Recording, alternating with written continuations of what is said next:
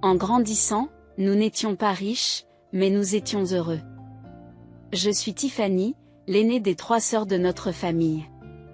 Ma sœur Marcy est venue après moi, et puis il y a eu Lana, le bébé de la famille. Mon père travaillait comme chauffeur de camionnette et ma mère restait à la maison pour s'occuper de nous. Les temps étaient durs, mais nous nous débrouillions. Puis vint ce jour terrible, quand j'avais 10 ans.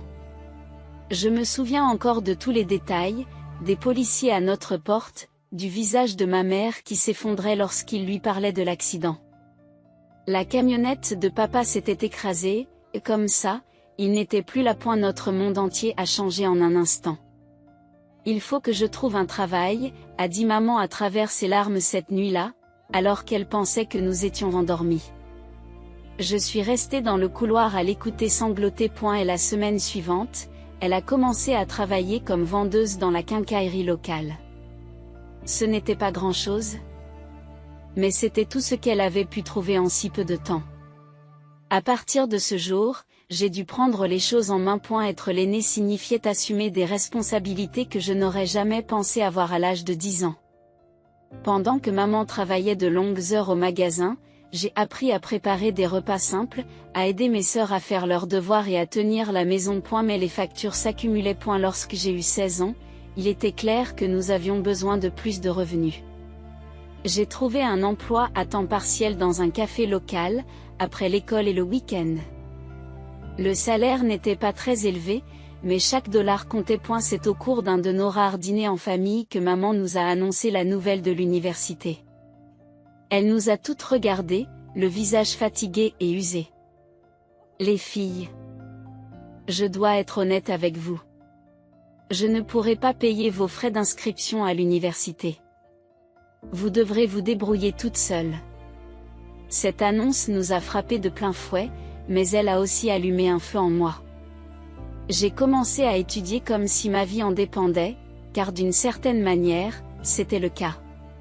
Chaque fois que j'avais un moment de libre entre mon travail et les tâches ménagères, j'avais le nez dans un livre. Mes notes devaient être parfaites, il n'y avait pas d'autre choix. Le travail acharné a porté ses fruits lorsque j'ai reçu la lettre, une bourse complète pour l'université. J'ai pleuré en la lisant, et pour une fois, c'était des larmes de joie.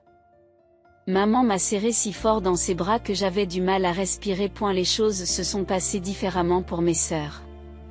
Marcy, déterminée comme elle l'est, a contracté des prêts étudiants.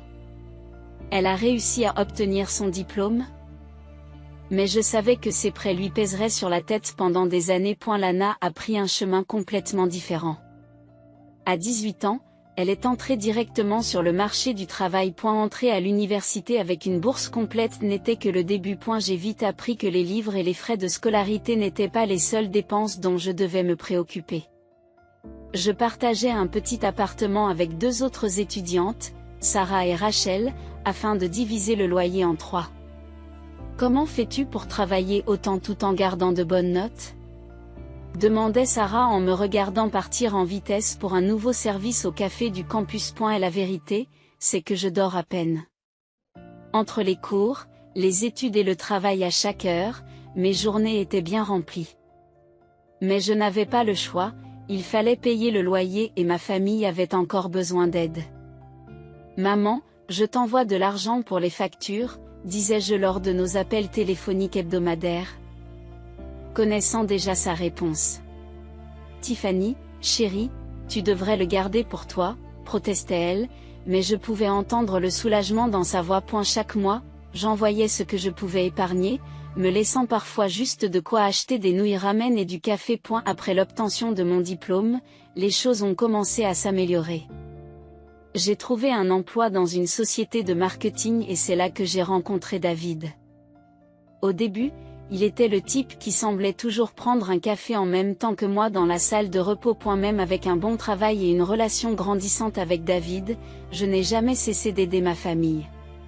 Chaque fois que mes sœurs m'appelaient pour des problèmes d'argent, je leur envoyais ce que je pouvais, généralement 200 ou 300 dollars. Marcy avait besoin d'aide pour réparer sa voiture, Lana avait des factures médicales inattendues et la maison de maman semblait toujours avoir besoin d'être réparée. Tu es un ange, Tiff, disait Marcy. Je te rembourserai dès que je le pourrai. Nous savions toutes les deux que cela n'arriverait jamais, mais cela ne me dérangeait pas.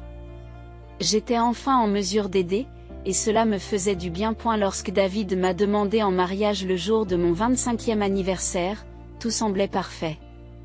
Nous avons organisé un petit mariage, rien d'extraordinaire, mais c'était exactement ce que nous voulions. C'est à ce moment-là que le vrai miracle s'est produit.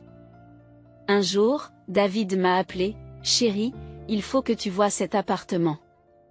Le propriétaire a besoin de vendre immédiatement, et mes parents ont proposé de l'aider à payer la compte. » Cela semblait trop beau pour être vrai, un appartement de 2 chambres en ville à un prix incroyablement bas.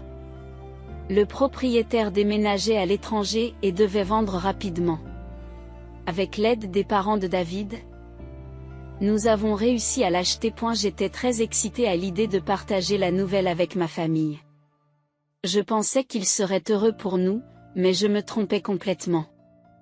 Marcy s'est exclamée lors de notre prochain dîner en famille, en poussant son assiette.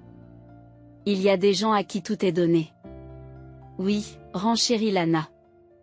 Nous sommes toujours coincés dans une location et nous avons travaillé aussi dur. Ce qui m'a fait le plus mal, c'est la réaction de ma mère. Au lieu de me défendre, elle a acquiescé. Les filles n'ont pas tort, Tiffany. Elles auraient bien besoin d'un logement à elles aussi. Je suis restée assise, stupéfaite et silencieuse.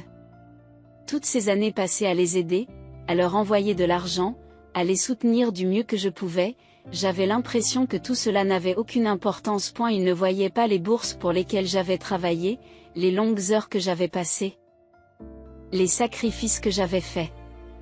Ils ne voyaient que ce qu'ils n'avaient pas. Certaines habitudes ont la vie dure.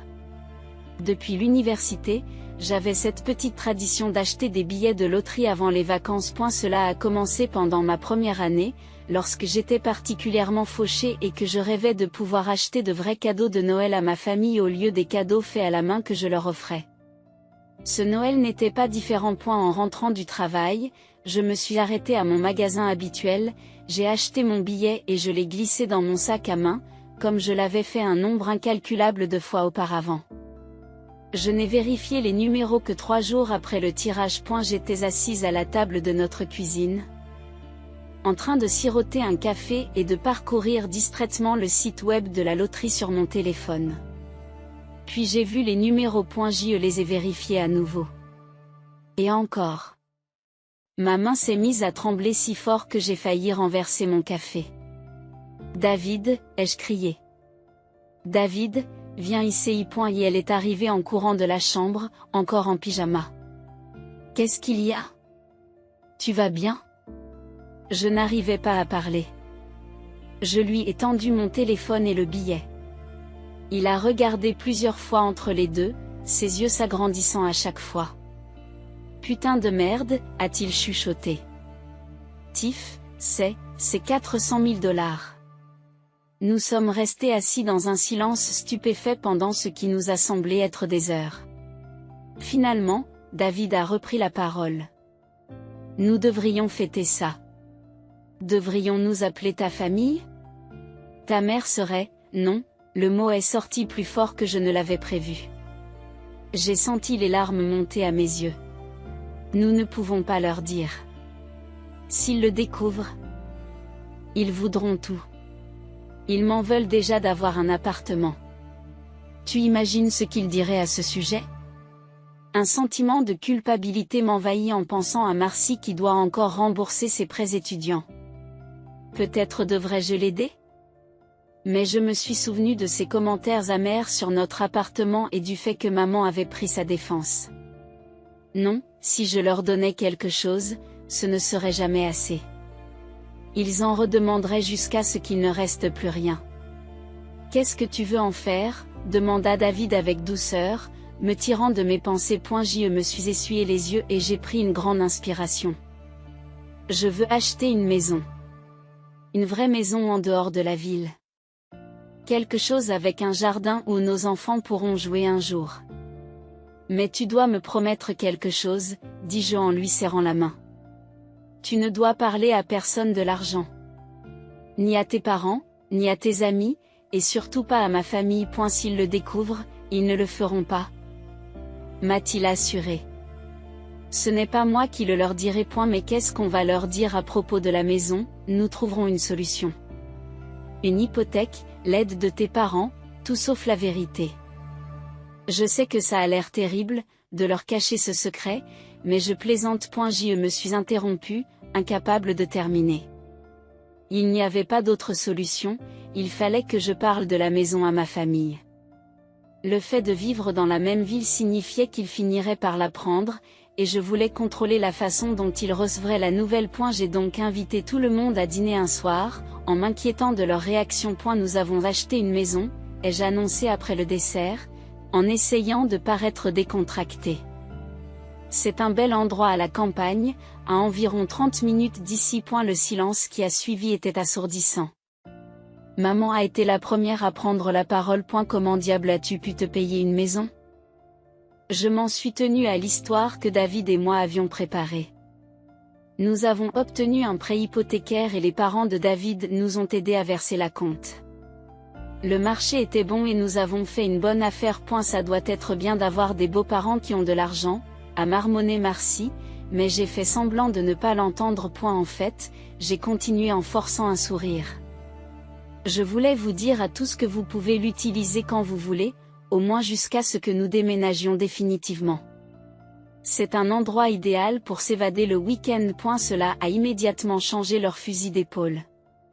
Soudain, tout le monde voulait des détails sur la maison, la propriété, le nombre de chambres.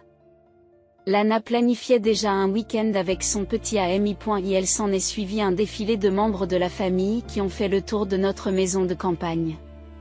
Chaque week-end, quelqu'un voulait l'utiliser. Lana et son ami sont devenus des visiteurs réguliers. Puis Lana s'est fiancée, et elle a eu une autre demande. Tiff, m'a-t-elle dit un jour, serait-il possible de passer notre lune de miel à la maison? Nous essayons d'économiser de l'argent et ce serait parfait. Comment pouvaient-ils passer une semaine dans cette maison après leur petit mariage? J'étais heureuse de les voir profiter de la maison, même s'ils ne savaient pas comment nous l'avions obtenue. Le problème a commencé progressivement. D'abord, il y a eu le désordre qu'ils laissaient derrière eux, rien de bien grave, juste de la vaisselle dans l'évier ou des serviettes mouillées sur le sol de la salle de bain. Ensuite, il y a eu les demandes constantes pour les clés, parfois avec un préavis très court. On peut avoir les clés pour ce soir? Les parents de Marc sont en ville, envoyait Marcy par SMS. S'attendant à une réponse immédiate. Je disais toujours oui. C'était plus facile que de faire face à la culpabilité qui suivrait si je refusais. David a commencé à s'agacer, mais je lui ai assuré que c'était temporaire. Une fois que nous aurions déménagé de manière impermanente, les choses changeraient. C'est alors qu'est arrivé le mercredi qui m'a montré le côté désagréable de ma famille. J'ai décidé de me rendre à la maison pour faire un peu de ménage et vérifier les choses. En arrivant dans l'allée, j'ai remarqué une voiture que je reconnaissais, la berline bleue de Marcy. C'était étrange. Elle n'avait pas demandé les clés cette semaine. J'ai marché jusqu'à la porte d'entrée et j'ai utilisé ma clé pour l'ouvrir. Le son de la télévision provenait du salon, ainsi que le rire de Marcy et la voix de son mari. Ils ont tous les deux levé les yeux, surpris de me voir là. Oh, et Tiff, dit Marcy en essayant de paraître décontractée. Nous avions juste besoin de nous échapper pour une journée. Comment es-tu entrée? J'ai demandé, bien que j'ai déjà le sentiment de connaître la réponse. Marcy a haussé les épaules, comme si ce n'était pas grave. J'ai fait faire des copies des clés il y a quelque temps. C'était plus simple que de t'embêter à chaque fois qu'on voulait venir ici. J'ai eu l'impression de recevoir un coup de poing dans le ventre. Tu as fait des copies de mes clés sans me demander mon avis? J'ai besoin de ces copies. Tout de suite. Très bien, a-t-elle soufflé en fouillant dans son sac à main. Voilà. Mais je ne vois pas pourquoi tu es si tendu à ce sujet. Ce n'est pas comme si nous avions endommagé quoi que ce soit. Je lui ai pris les clés, en essayant de garder la main ferme. Il ne s'agissait pas de dégâts. Il s'agissait de confiance, de limite, de respect. Mais en regardant l'expression défensive de ma sœur, je savais qu'elle ne comprendrait pas cela. Une année s'est écoulée et j'ai appris une nouvelle que j'avais hâte de partager. J'étais enceinte. David et moi avons décidé de l'annoncer à tout le monde lors de notre dîner familial mensuel. J'imaginais des visages heureux, des embrassades, peut-être même quelques larmes de joie. Je n'aurais pas pu me tromper davantage. J'ai dit, tout le monde, en me levant après le plat principal, en tenant la main de David pour me soutenir. Nous avons une grande nouvelle à vous annoncer. Nous allons avoir un bébé. Il y a eu un moment de silence, puis maman a souri faiblement. C'est merveilleux, mon chéri. Mais avant que quelqu'un puisse dire quoi que ce soit d'autre, Lana est intervenue. Attends, ça veut dire que tu t'installes définitivement dans la maison? Oui, dis-je, mon sourire s'effaçant légèrement. Nous pensons que ce serait mieux pour le bébé de grandir là-bas. Avec tout cet air frais et cet espace. Mais où sommes-nous censés aller pour les week-ends maintenant? Interrompt Lana. Cette maison est notre lieu d'évasion. Je regarde ma sœur avec incrédulité. Avait-elle seulement entendu ce que j'avais dit? J'allais avoir un bébé, sa nièce ou son neveu, et tout ce qui l'intéressait, c'était de perdre sa maison de vacances gratuite. Le reste du dîner s'est déroulé dans une atmosphère tendue. Personne n'a posé de questions sur le bébé, sur la date de l'accouchement ou sur mon état d'esprit. Au lieu de cela, on parlait à voix basse de la maison, des arrangements qui allaient devoir être modifiés. Nous avons emménagé dans la maison quelques semaines plus tard. Ma sœur nous rendait toujours visite, mais les choses étaient différentes. J'ai raccourci les visites, en précisant qu'ils ne pouvaient plus passer la nuit chez nous. C'était désormais notre maison. Pas leur lieu de vacances. Puis vint la nuit qui changea tout. Marcy et son mari étaient venus dîner. David et moi avions préparé un bon repas sur la terrasse arrière, et après le dîner, les hommes partageaient une bouteille de cognac pendant que Marcy et moi faisions la vaisselle. J'étais dans la cuisine quand j'ai entendu la voix de David, détaché du cognac, prononcer des mots qui m'ont glacé le sang. Tu sais, on a vraiment eu de la chance avec ce gain à la loterie. $4 cents,000. Tu y crois? Le bruit de verre brisé m'a fait courir vers le patio. Marcy se tenait là, un verre de vin brisé à ses pieds, et me fixait d'un regard que je n'avais jamais vu auparavant. Gagné à la loterie, dit-elle, la voix tremblante.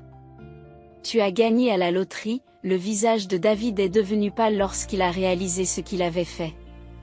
J'ai ouvert la bouche pour parler, mais Marcy m'a coupé la parole. Espèce de salope menteuse, a-t-elle crié. Tout ce temps. Tu as eu de l'argent. Une maison magnifique, alors que nous nous battons tous pour payer le loyer. Marcy, s'il te plaît, ai-je commencé, mais elle ne pouvait plus raisonner. Tu aurais dû la partager avec nous, a-t-elle crié. Nous sommes tes sœurs. Vous vivez dans le luxe alors que je suis encore en train de rembourser mes prêts étudiants. C'était mon billet, ai-je dit en essayant de garder une voix stable. Mon argent. Ton argent, dit-elle en riant amèrement. Tu sais ce que tu devrais faire? Vendre cet appartement en ville et partager l'argent entre moi et Lana. C'est le moins que tu puisses faire après nous avoir menti si longtemps. Je ne vends rien, ai-je dit fermement. Je suis désolée que tu sois contrariée. Mais cet argent m'appartenait et je pouvais le dépenser comme je l'entendais. La rage s'est emparée du visage de Marcy. Nous verrons cela. Je vous poursuivrai en justice et vous devrez nous rendre ce que nous méritons. Tu crois que tu peux garder tout ça pour toi? Nous verrons ce qu'un juge aura à dire à ce sujet. Elle saisit son sac à main et se dirigea en trombe vers la porte, son mari la suivant, l'air mal à l'aise. Arrivée sur le seuil de la porte, elle s'est retournée vers moi. Tu vas le regretter, a-t-elle craché. Tu vas regretter d'avoir été aussi égoïste. Je pensais que les choses ne pouvaient pas empirer après que Marcy soit partie en claquant la porte ce soir-là. J'avais tort. Le lendemain matin, Mon téléphone a commencé à sonner à 7 heures. C'était maman. Comment as-tu pu nous faire ça, a-t-elle demandé, la voix tremblante de colère. Marcy m'a tout raconté. Ta propre famille? Tiffany. Nous avons lutté toutes ces années pendant que tu t'asseyais sur une fortune. Maman, je t'en prie, écoute, ai-je tenté d'expliquer, mais elle m'a coupé dans mon élan. Non, toi, écoute. Après tout ce que j'ai fait pour toi, tout ce que j'ai sacrifié? Tu nous es redevable. Les appels n'ont pas cessé. Si je ne répondais pas, ils laissaient des messages vocaux. Lorsque j'ai bloqué leur numéro, ils ont commencé à m'envoyer des courriels. Les messages textuels inondaient mon téléphone jour et nuit. J'ai essayé de rester calme, en me rappelant que le stress n'était pas bon pour le bébé. Mais il était impossible d'ignorer le flot constant de culpabilité et de menaces. Partagez l'argent, ou nous vous verrons au tribunal, a menacé Marcy dans un autre message. Je pensais qu'il bluffait à propos du procès. Puis les papiers sont arrivés.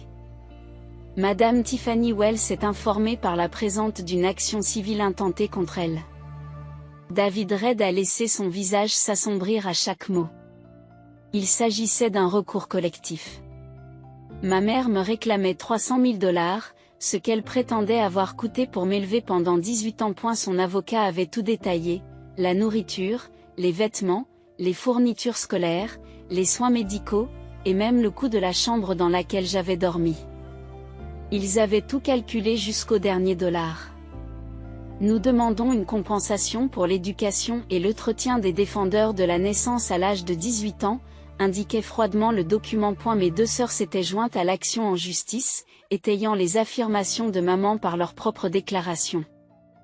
Elles ont témoigné de l'ampleur des sacrifices consentis par maman, de la façon dont elle s'était privée pour subvenir à nos besoins. Ces mêmes sacrifices, dont elles avaient oublié que j'avais contribué à les alléger en envoyant de l'argent à la maison pendant toutes ces années. Le stress a commencé à se faire sentir.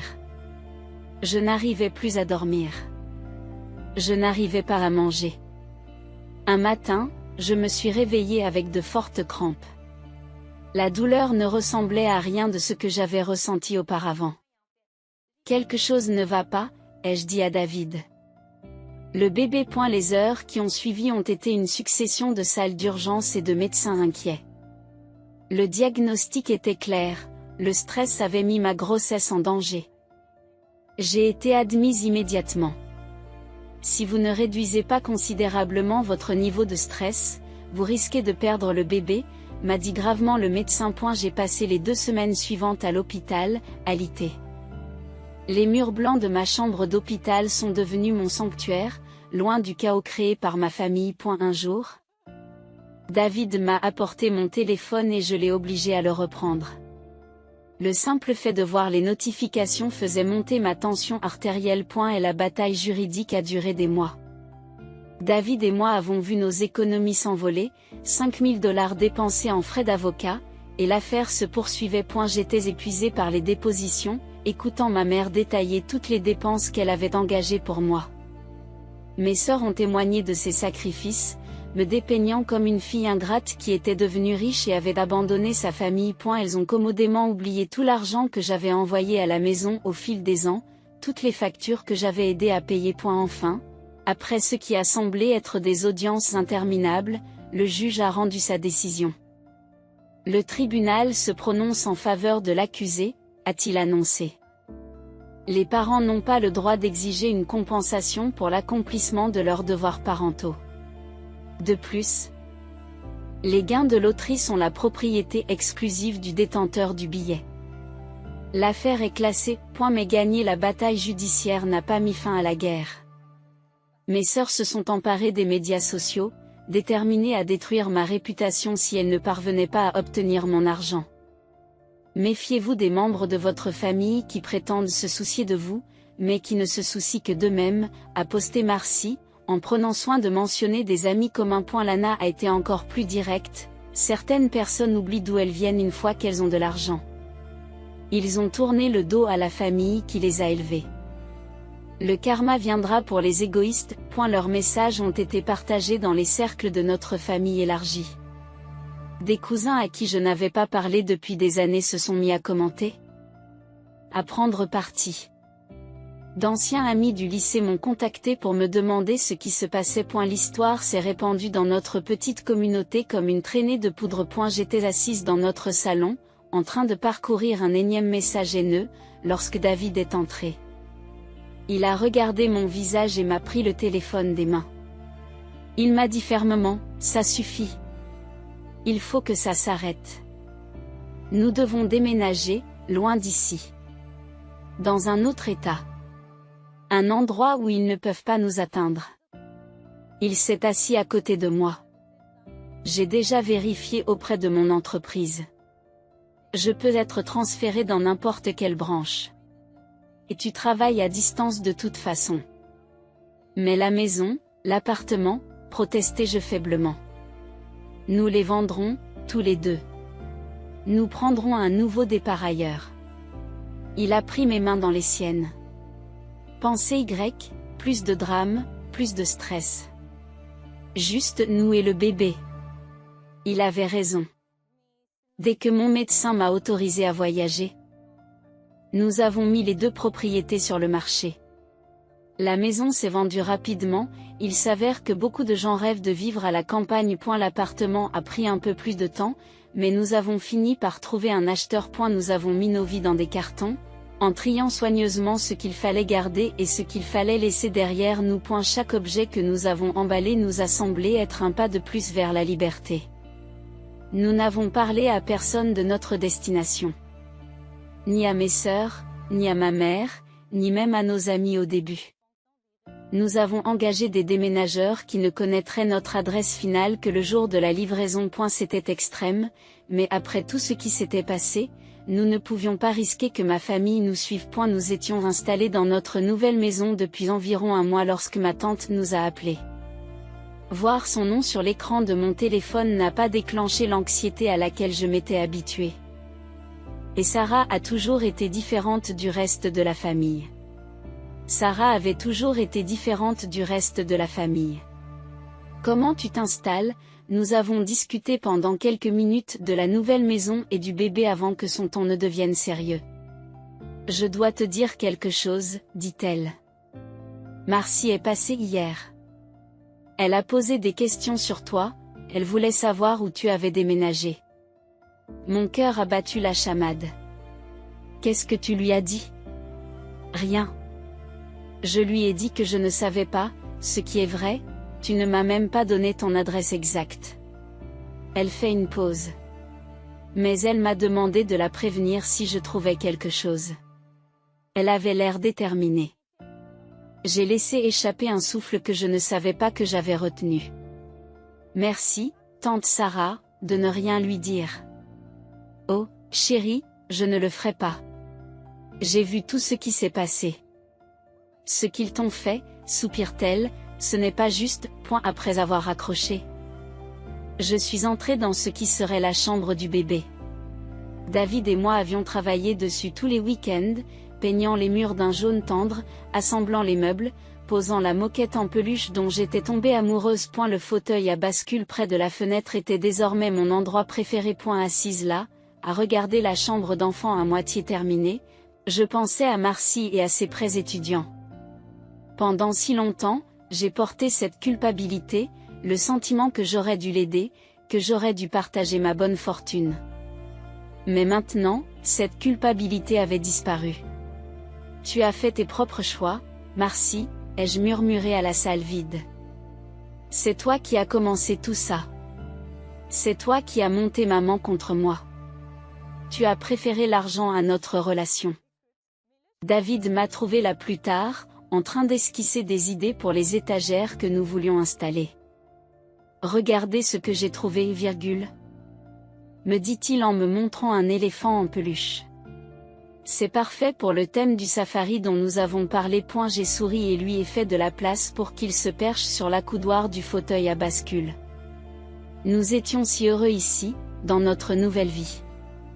Plus d'appels téléphoniques furieux, plus de messages menaçants, plus de stress. Il n'y avait que nous, en train de préparer notre bébé, de faire de notre maison un foyer. J'ai regardé la pièce, la douce lueur du soleil du soir à travers les rideaux que nous avions choisis ensemble, les petits vêtements déjà suspendus dans l'armoire, le berceau à moitié assemblé qui attendait son occupant. C'est ce qui compte maintenant, ai-je dit doucement. Cette pièce, cette maison, notre famille, celle que nous construisons.